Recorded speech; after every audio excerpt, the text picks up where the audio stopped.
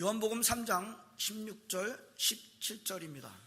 하나님이 세상을 이처럼 사랑하사 독생자를 주셨으니 이는 그를 믿는 자마다 멸망하지 않고 영생을 얻게 하려 하심이라. 하나님이 그 아들을 세상에 보내신 것은 세상을 심판하려 하심이 아니요 그로 말미암아 세상이 구원을 받게 하려 하심이라. 아멘. 내일이 성탄절입니다. 뭐 저만의 느낌인지는 모르겠습니다만 제가 보니까 몇 번 나눠보니까 다 비슷한 생각이라 그래요. 올해는 크리스마스가 그냥 쑥 왔습니다. 크리스마스 때까지는 시간이 그래도 좀 더 있지 않은가라고 생각했는데 그게 아닌 거예요. 그냥 쑥 왔어요. 내일이라고 합니다. 참 실감이 덜 납니다. 저만 이제 그렇게 느끼는 건지는 잘 모르겠어요. 또 이런 생각이 들어요. 이제는 세월이 다가오는 것을 그냥 맞고 있다. 우산 없이 비를 맞는 것처럼 세월이 오는 걸 그냥 맞고 있다. 그전에는 뭐 연말 연시가 되면 뭐 그래도 준비도 있고 계획도 있고 제 개인적으로 그랬던 것 같은데 올해는 거의 무방비로 세월의 공격을 그대로 맞고 있다. 연세 높으신 분들은 아마 더 그러실지도 모르겠습니다. 죄송합니다. 제가 뭐 이런 말씀드려서. 자, 내일 성탄절이라 내일 우리는 다시 또 모여서 예배를 드리게 됩니다. 그래서 오늘은 우리가 잘 아는 본문으로 2절만 듣겠습니다. 올해 3월에 이 본문을 가지고 묵상한 적이 있습니다. 다시 묵상하는 겁니다. 가볍지 않습니다. 항상 저와 여러분은 성경은 하나님의 말씀이다 라고 믿는다고 했습니다. 그래서 하나님의 말씀인 성경, 구약 성경 39권, 신약 성경 27권 이거 합쳐서 다 줄여서 단 한 구절로 요약하라고 한다면 뭐가 된다 그랬어요? 뭐가 된다 그랬어요? 요한복음 3장 16절 한 절이 된다 그랬죠? 자, 오늘 그래서 그 다음 절을 해서 우리 2구절 우리가 묵상하도록 하겠습니다. 특별히 오늘은 17절에서 시작하고 17절을 우리가 주로 묵상하도록 하겠습니다. 대림절 네 번째 주일 오늘 이 말씀 묵상하는 겁니다. 17절 제가 다시 한번 읽어보겠습니다. 하나님이 그 아들을 세상에 보내신 것은 세상을 심판하려 하심이 아니요 그로 말미암아 세상이 구원을 받게 하려 하심이라. 요한복음 3장 16절도 귀한데요. 저는 이 3장 17절 굉장히 귀하다고 봅니다. 그 다음 절에 붙어있는 3장 17절 굉장히 귀하다고 봅니다. 하나님은 세상을 심판하려고 하지 않고 세상에 구원받게 하려 하신다. 그래서 하나님은 아들 예수를 이 땅에 보내셨다. 저는 참 이 구절이 굉장히 도전이 돼요. 오늘 그래서 이 구절을 좀 중심으로 말씀을 전하고자 합니다. 성도 여러분, 이 점을 꼭 놓치시지 마시기 바랍니다. 하나님은 세상이 어떻게 되기를 원하신다고요? 구원받기를 원하신다고요.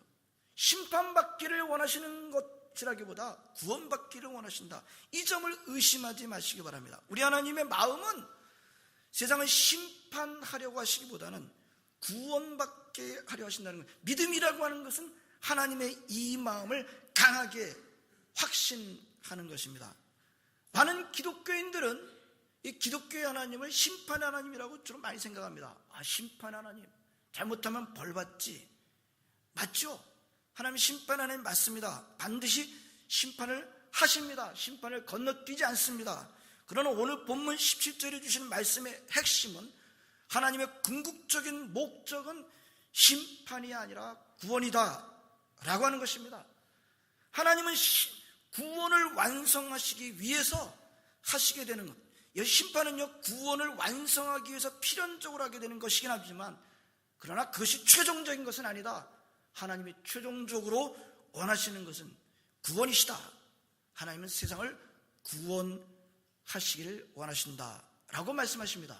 그래서 아들 예수 그리스도를 이 땅에 보내셨다 라고 말씀하고 있습니다. 참 귀해요. 17절 말씀. 우리 장로교 교인들은 소위 예정설이라는 것을 우리가 받아들입니다. 예정론, 예정설. 어떤 사람은 천국에 가기로 미리부터 정해져 있고 어떤 사람은 천국에 못 가는 것으로 정해져 있다.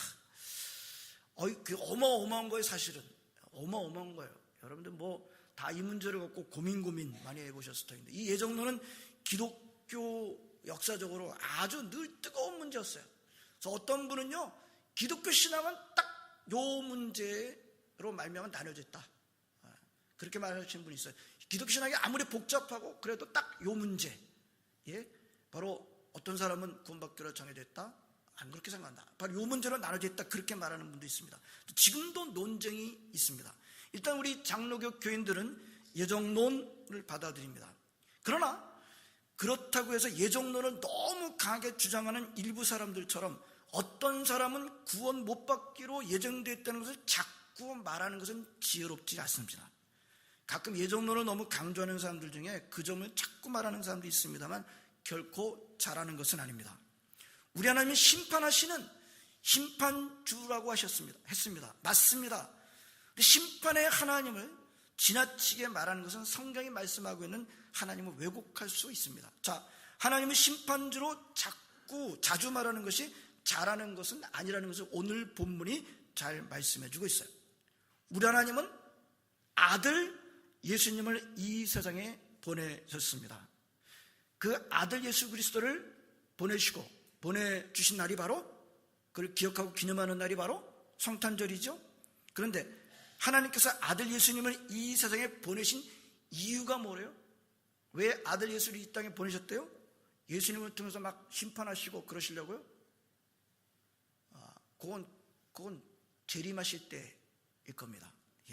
여러분, 우리 하나님이 예수 그리스도 아기 예수를 보내신 이유는 오늘 왜 그렇게 보내셨대요? 세상을 심판받게 하기 위해서가 아니라 구원받게 하기 위해서라고 분명하게 말씀하십니다. 성도 여러분, 저와 여러분이 믿는 하나님은 좋으신 분이십니다. 아멘. 우리 하나님은 좋으신 분이세요.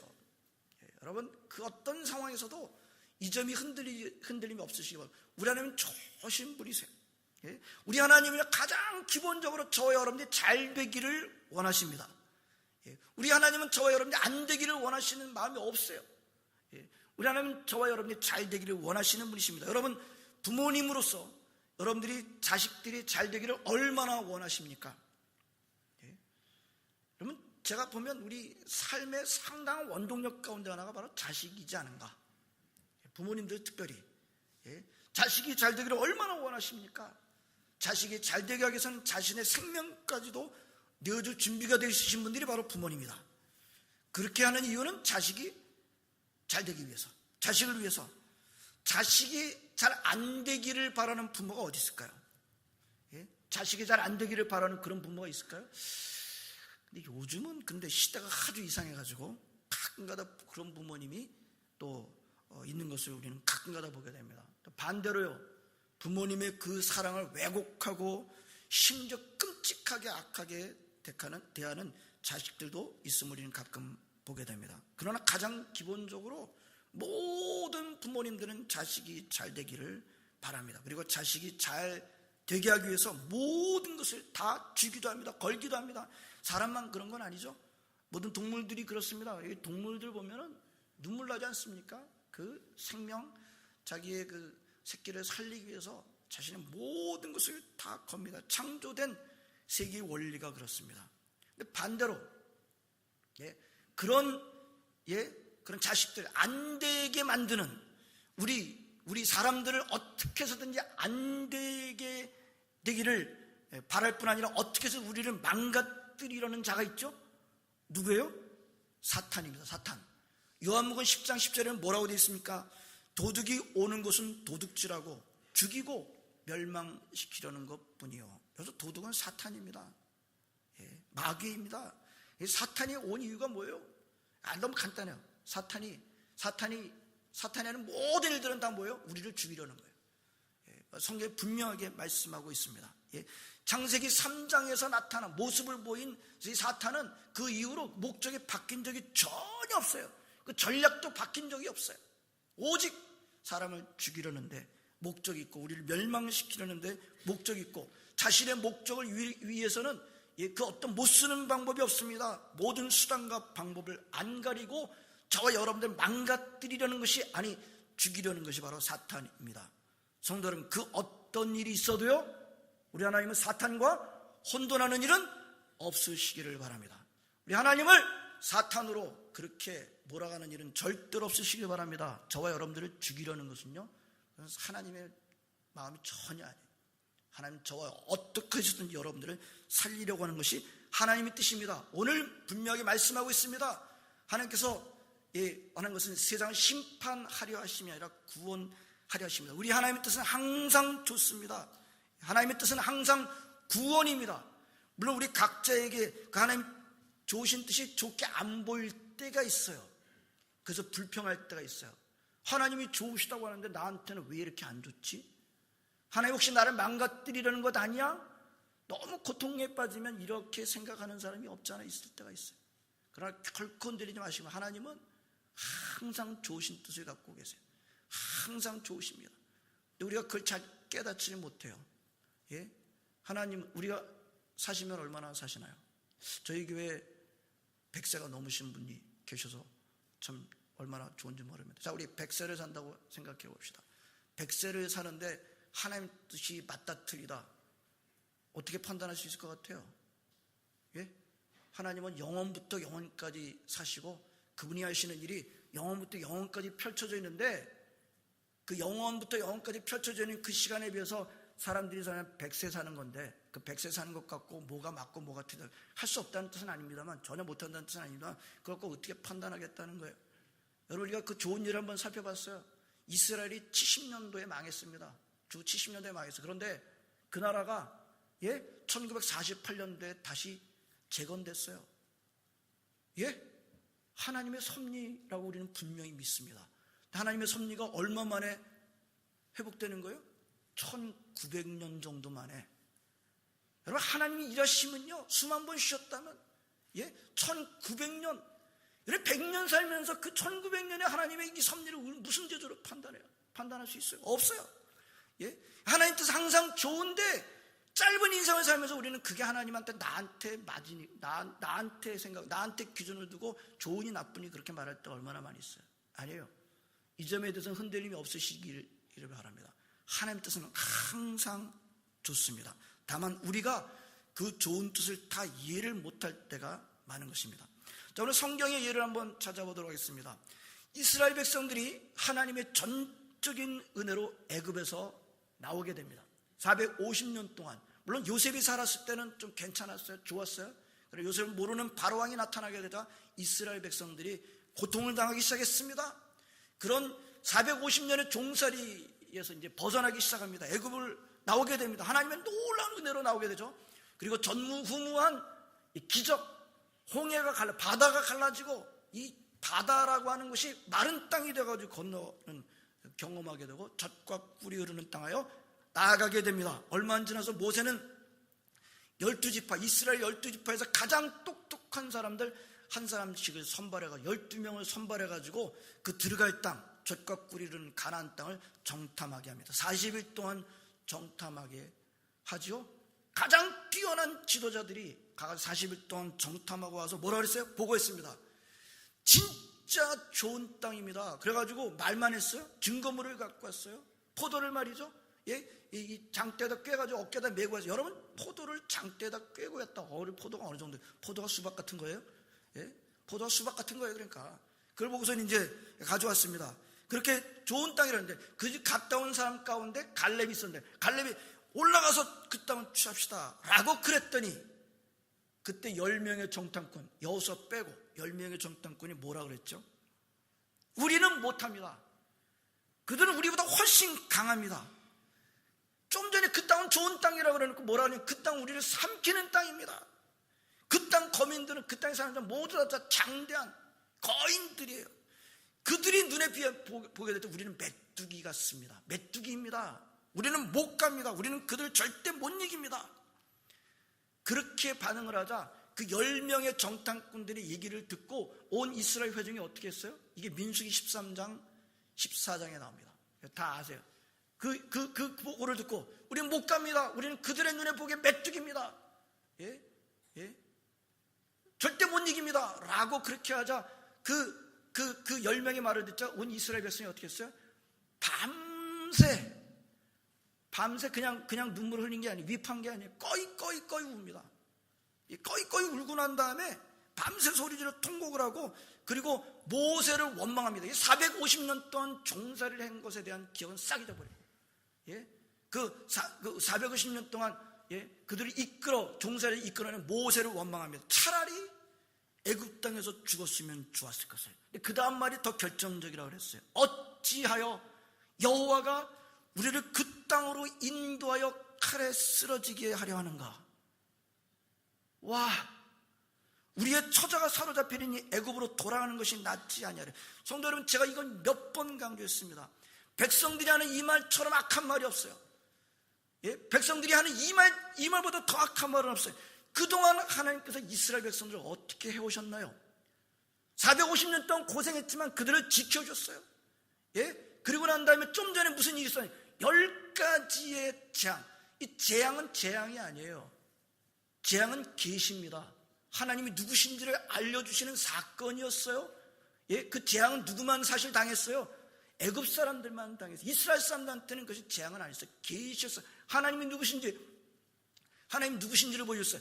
하나님은 너희들을 지켜주시는 분, 너희를 살려주시는 분이다. 너희를 구원하여 주시는 분이다. 10번이나 보여주시면서 맨 마지막엔 장자의 죽음까지 일으키시면서 그것을 명백하게 보여주시고, 좀 전에 바로 맨 마지막에 무슨 일이 있었나요? 바다가 갈라지고 바다가 맨 땅으로 되는 것을 경험하고, 다 경험했어요. 다 경험하고. 그랬는데 바로의 군대가 쫓아왔을 때 어떻게 했습니까? 그 물이 다시 합쳐져서 그 이스라엘 백성이 아니라 바로의 군사들이 다 죽었습니다. 여러분, 얼마나 이보다 더 하나님 이스라엘 구원하시는 분이시다, 하나님 이스라엘 살리시는 분이시다는 것을 알려줄 수가 있습니까? 여러분, 출애굽 사건은요, 하나님께서 일으키신 역사 가운데 가장 위대한 사건이에요. 가사이드 사건, 하나님 크기의 사건. 이스라엘은 반복해서 그것을 기억하고 노래하고 있는 것을 우리가 볼 수 있습니다. 하나님은 하나님만이 하실 수 있는 가사이드의 사건을 통해서 하나님은 누구시라고요? 이스라엘을 살리시는 분이시다. 매 사건을 통해서 하나님은 이스라엘 백성을 구원하시는 분이시다 라는 것을 부인할 수 없도록 그렇게 계시해 주신 것입니다. 그런데 10명의 정탐꾼들과 이스라엘 백성들은 약속의 땅을 어떻게 했다고요? 정탐했어요. 정탐이 그 스파이 한 겁니다. 엿본 거예요. 가가지고 싸움을 참전한 것도 아니에요. 부딪혀 본 것도 아니에요. 단지 정탐만 하고 돌아왔을 뿐입니다. 그런데 뭐라고 결론 내렸어요? 뭐라고?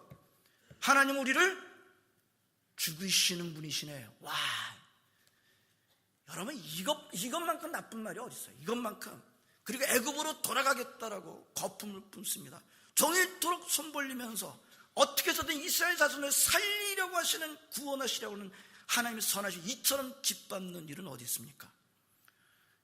세상에 이처럼 하나님을 악대하는 일은 없습니다. 부모님들이 자식이 잘되게 하려고 자신의 모든 것들을 다 최선을 다했습니다. 아낌없이 땀 한 방울 다 최선인데, 그걸 받은 자식이 어떻게 반응하는 거예요? 몰라주거나 감사하지 않는 정도가 아니라 뭐예요? 아버지가 날 죽이려고 하네. 여러분, 이거 어떻게 생각하세요? 지금 그런 거예요. 그것도 비교도 아니지. 민수기 13장 14장은 비교가 안 되는 사건입니다. 놀랍게도 누가 그렇게 하고 있어요? 애굽 사람들이 아니라 그 은혜를 받은 10가지의 재앙과 홍해를 건넜던 그것을 경험했던 이스라엘 백성들 대다수가 그랬다는 겁니다. 성도 여러분, 오늘 내일 성탄절을 맞는 성탄의 계절에 그 어떤 일이 있어도 우리 민수기 13장 14장에서 나타나는 이스라엘 사람처럼 되지 마시길 바랍니다. 우리 하나님을 사탄과 혼돈하는 일은 결코 없으시길 바랍니다. 우리 하나님 어떠신 분이라고요? 좋으신 분이세요. 우리 하나님 좋으신 분이세요. 오늘 17절의 말씀이 뭐예요? 하나님은 세상을 심판하려 시려고가 아니라 이제 구원받게 되기를 원하시는 분이시다. 꼭 놓치시지 마시기 바랍니다. 그래서 하나님 누굴 보냈다고요? 아들 예수님을 이 땅에 보내셨다고 하십니다. 심판하기 위해서가 아니라 세상에 구원을 받게 하려고 아들 예수 그리스도를 보내셨다고 해요. 그러므로 성탄의 계절, 우리에게 찾아오신 성탄을 기억하는 저희들이 성탄절을 말할 때 구원을 빼고는 말할 수가 없어요. 우리를 살리러 오셨다는 것을 빼고는 말할 수가 없습니다. 예수님은 이 세상을 구원하시기 위해서 저와 여러분들을 살리기 위해서 이 땅에 오신 것입니다. 그리고 16절의 말씀에도 그 예수는 믿기만 하면 멸망치 않고 영생을 얻는다 말씀하십니다. 구원을 받는다 말씀하십니다. 다시 말씀드리면 여기서 누구누구는 택함을 받았다 안 택함을 받았다 이건 말할 필요 없다는 거예요. 예수님은 믿기만 하면 구원받습니다. 아멘. 그리고 예수님을 믿기로 한 사람은요, 자신이 구원으로 옛날서부터 만세전부터 예정되어 있다는 사실을 깨닫게 됩니다. 예수님 믿기로 작정하면 나는 예전에 이미 만세 전에 나는 구원받기로 예정되어 있구나 라는 것을 깨닫게 됩니다. 반대로 예수님 안 믿기로 했다면 어떻게 될까요? 예수님 안 믿기로 했어요. 하나님은 사랑이시니까 그래도 그런 사람 받아주실까요? 기독교인이라고 자처하지만 가끔 정신 나간 사람들이 있습니다. 하나님은 사랑이시기 때문에 예수님을 안 믿어도 결국은 받아주신다라고 생각하는 사람들이 가끔가다 있어요. 천만에요. 적어도 그들이 믿는 하나님은 오늘 우리 성경이 말씀 하나님과는 다른 하나님이에요. 그들이 하나님 알았지 몰라요. 그러나 그 하나님은 우리가 믿는 성경의 말씀 하나님과는 다른 하나님입니다. 그런 잘못된 생각은 얼마든지 오늘 본문으로도 대답할 수 있습니다. 하나님은 사랑이시기 때문에 하나님 예수를 안 믿는 사람이라도 결국은 그런 사람이라도 천국으로 인도하신다면 예수님이 오셔야 될 이유가 뭐가 있나요? 예수님이 왜 오셔야 되죠? 성탄절은 뭐예요? 예수님이 오셔야 될 이유가 뭐가 있어요? 예수님을 안 믿어도 우리를 천국으로 만약에 인도하신다고 하면 예수님이 오셔야 될 이유가 뭐예요? 내일 맞이하는 성탄절은 뭡니까? 그리고 또 그 예수님이 십자가 또 왜 또 못 박혀 죽으셨나요? 예수 안 믿는 사람도 하나님께서 천국으로 받아주신다면 예수님이 오신 것은 아무런 의미가 없습니다. 성탄절은 쇼예요, 쇼. 예수님 믿지 않았는데도 구원받는다고 한다면 예수님이 오셨다고 하면 성탄절은 쇼고요. 예수님이 십자가에 죽으시면 더 큰 쇼가 되는 거죠. 그런 하나님이 성경에 말씀하시는 하나님입니까? 아닙니다. 다른 하나님입니다. 다른 신앙입니다. 다른 복음입니다. 우리 하나님은 그런 하나님이 아니십니다. 성도 여러분, 오늘 대림절 네 번째 주일은 오늘 성탄의 계절의 17절 말씀을 특별히 깊게 새기시길 바랍니다. 하나님은 저와 여러분이 심판받게 되기를 원하시지 않으시고 어떻게 되기를 원하신다고요? 구원받게 되기를 원하신다. 아멘? 아멘입니다. 우리 하나님은 우리가 잘 되기를 원하세요. 우리 예수님 우리가 잘 되기를 원하세요. 왜요? 사랑하니까. 사랑하기 때문에 우리에게 최선을 주십니다. 그런 하나님 예수님을 결코 안 되게 하시는 분이라고, 나를 어렵게 만드시는 분이라고, 심지어 나를 죽이시는 분이라고 그렇게 하시는 분은 시대영원하게 아무도 없으시기를 진심으로 바랍니다. 예수님을 믿으면 절대로 망하지 않습니다. 아멘? 예수님을 믿으면 절대로 안 망합니다. 오늘 뭐라 그래요? 예수님 믿으면 뭐 받는다고요? 영생을 받습니다. 구원을 받습니다. 여러분, 신앙의 목적이 뭡니까? 교회 나오는 목적이 뭐예요? 인격 수양하려고요? 인격 수양하려고 교회 나오세요? 가끔가다 그런 분이 계실지 모르겠어요. 더 좋은 행복이 있기 때문에. 여러분, 교회 나오고 신앙생활의 목적은 구원입니다. 제가 청년부 다닐 때 아주 강하게 말씀하시는 분이 계셨어요. 뭐라고 하셨는가 하면 세상에서 제일 불쌍한 게 뭔지 아세요? 세상에서 제일 불쌍한 교회 다니고 지옥 가는 거야. 여러분, 신앙생활의 목적은 구원이에요. 신앙생활의 목적은 인격 수양이 아니에요. 신앙생활의 목적은 더 나은 행복이 아닙니다. 신앙생활의 목적은 영생 놓치면 다 놓친 거예요. 끝이에요, 그냥. 예수님은 저와 여러분들에게 뭘 주시기 위해서 오셨어요? 영생을 주시기 위해서 오셨어요. 하나님은 그 예수님 왜 보내셨다고요? 심판받게 하기 위해서가 아니라 구원을 받게 하려고. 성탄절에 이거 놓치면 다 놓치는 거죠.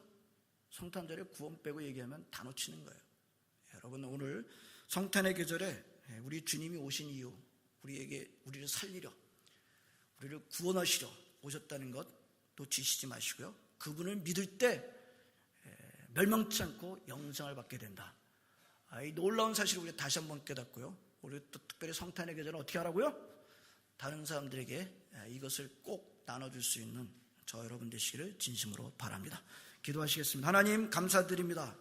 오늘도 주님의 전에 나와 우리가 이 하나님의 말씀을 다시 한번 왜 예수님께서 오셔야 되는지, 하나님 분명하게 하나님 우리를 심판하기 위해서가 아니라 우리를 구원하시기 위해서 예수 그리스도를 보내셨다 하십니다. 하나님 아버지, 우리를 살리기 위해서 오신 주님, 성탄의 계절에 그 어떤 것보다도 우리를 살리러 오신 주님, 우리를 구원하시기 위해서 주신, 특별히 나를 구원하시기 위해서 오신 주님, 이 주님을 기억하고 감사함으로 영광 돌리는 저희들 되게 해줍시다. 이 놀라운 소식을 또 우리 다른 사람들에게도 기쁘고 감사한 마음으로 전하는 귀한 시간 되게 하여 주시옵소서. 예수님의 이름으로 기도합니다. 아멘.